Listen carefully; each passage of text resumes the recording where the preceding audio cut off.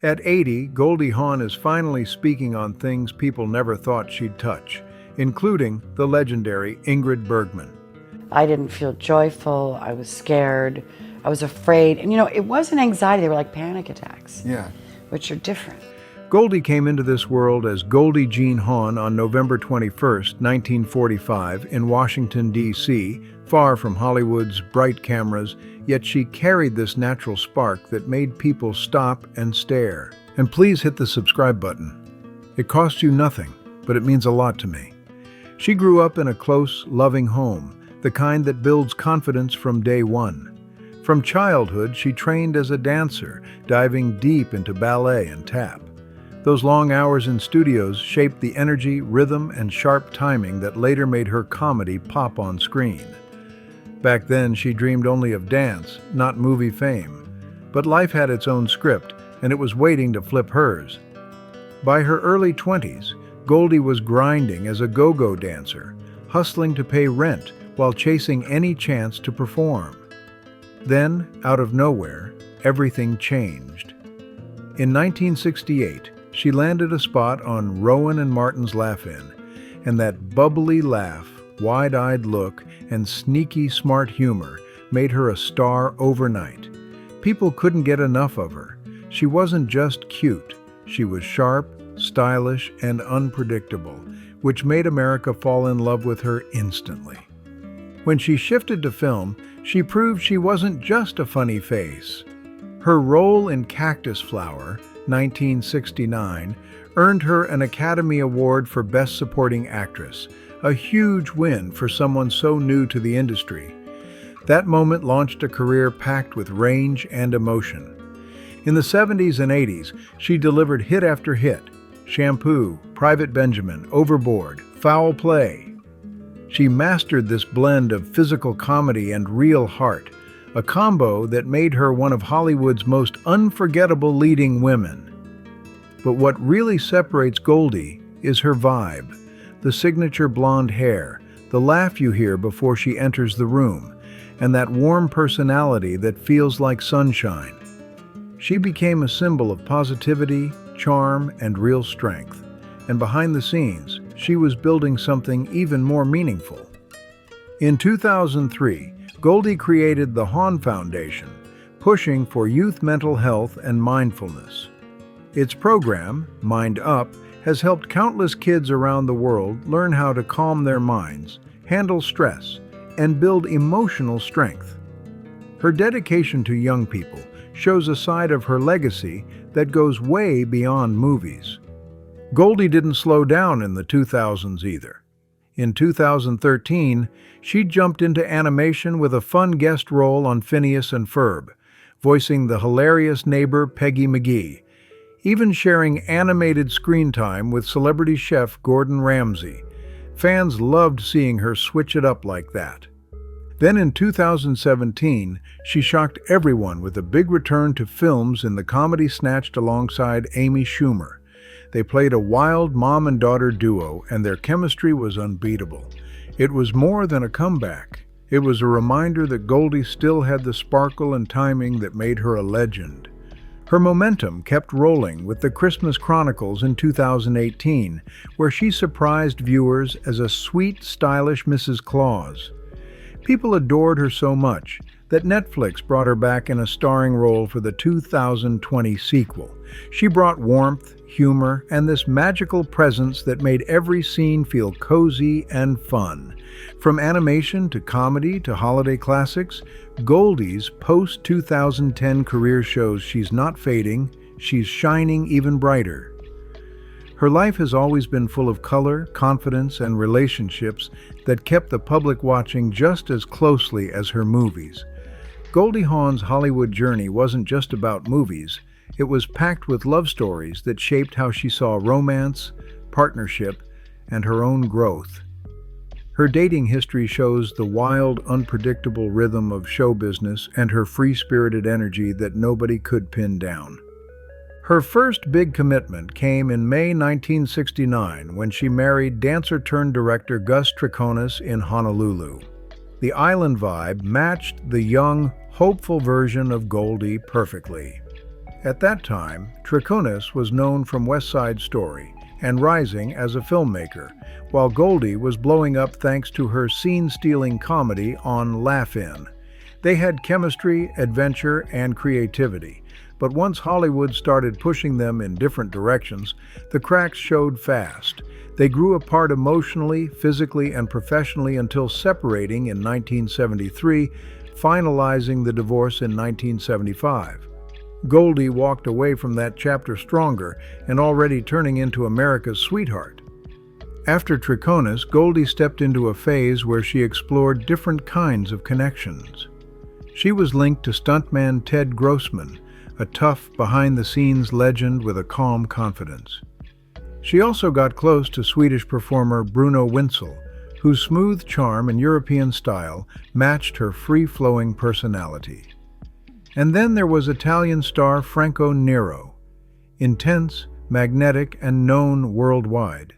Each relationship gave her something different, showing she was open to love in all kinds of ways. Things shifted again when she fell for musician Bill Hudson of the Hudson Brothers. They married in July 1976, and for a moment it looked like her forever love story. Their home was full of music, energy, and big dreams. They welcomed 2 kids who later built major careers in the entertainment world, Oliver Hudson and Kate Hudson, both becoming major names in Hollywood.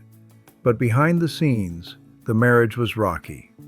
By August 1980, the relationship broke down, ending in a painful and very public split that followed Goldie for years, especially as the family dynamic got more complicated. As time moved forward, Goldie kept crossing paths with high-profile men who added even more intrigue to her love life.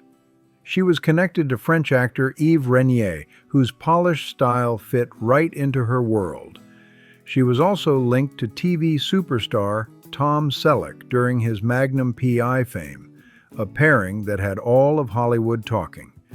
And then there was Moroccan businessman Victor Dry, a smooth, successful name in business and entertainment who added another chapter to the saga of Goldie's bold, unpredictable heart. Every relationship Goldie Hawn had showed another side of who she was, drawn to confident, creative, and charismatic people who matched her energy. But the love that truly shaped her life began on Valentine's Day in 1983, when she and actor Kurt Russell became a couple. That moment kicked off one of Hollywood's real long-lasting love stories, the kind people still point to and say, "That's how you do it." Even without a marriage license, their connection turned out stronger than most official unions out there. They later welcomed their son, Wyatt Russell, who went on to build his own name as an actor and athlete. Over the years, Goldie and Kurt created a blended family, teamed up on films, pushed each other forward, and always showed a level of respect that felt rare in the industry. By 2018, they hit an incredible milestone, 35 years together. Their bond stood out for its honesty, balance, and the joy they always brought into each other's space. And at 80, Goldie finally opened up about someone else who made a huge impact on her early career, the legendary Ingrid Bergman. Goldie has always been known for that bright smile, quick humor, and warm personality. But behind all of that was a deep admiration for the women who paved the way. Speaking about Bergman, she said with real emotion, "Ingrid was extraordinary." Goldie explained, "There was a poise, a strength, and a grace about her that I had never seen in anyone before. She carried herself with such dignity. And yet she was so approachable, so real. I was in awe of her the very first time I met her." Those words show just how deeply Bergman influenced her, especially during times when Hollywood could be tough and shallow.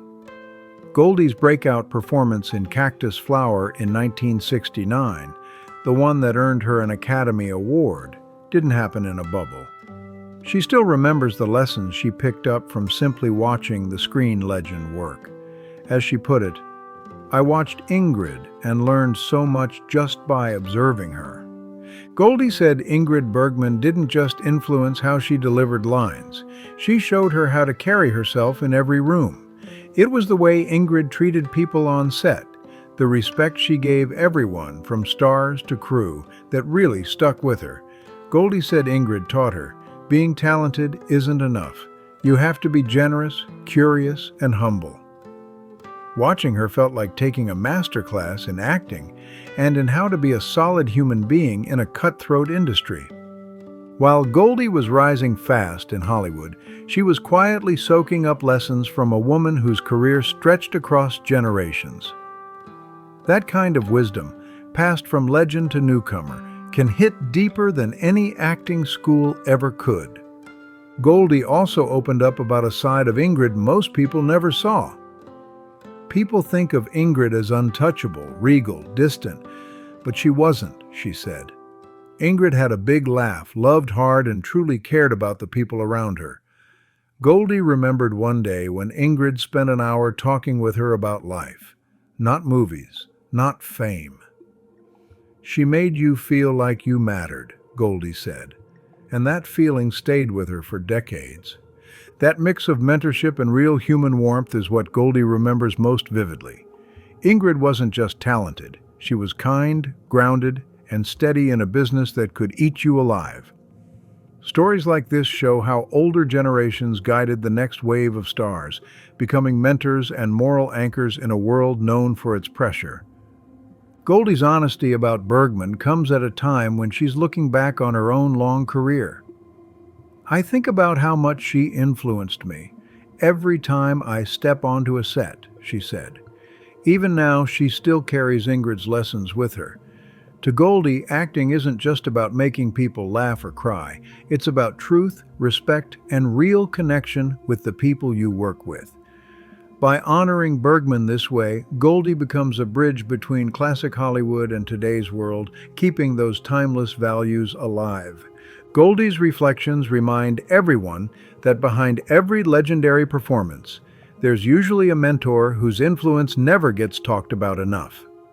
Her truth about Ingrid Bergman isn't just nostalgia. It's proof of how powerful real guidance and kindness can be in Hollywood. She was a beacon, Goldie said, someone who lit the way for every artist coming up behind her. At 80, Goldie finally let the world see just how deeply Ingrid shaped her, carrying those lessons for over 50 years. Her story isn't just film history, it's personal growth. It shows that even in a world full of bright lights, the real inspiration comes from quiet, generous moments shared by those who walk the path first. Goldie has come full circle, from a young actress in awe of a legend to a star who now embodies the same elegance and humanity Ingrid represented. Make sure to like, share, comment, and subscribe, and see you on the next one.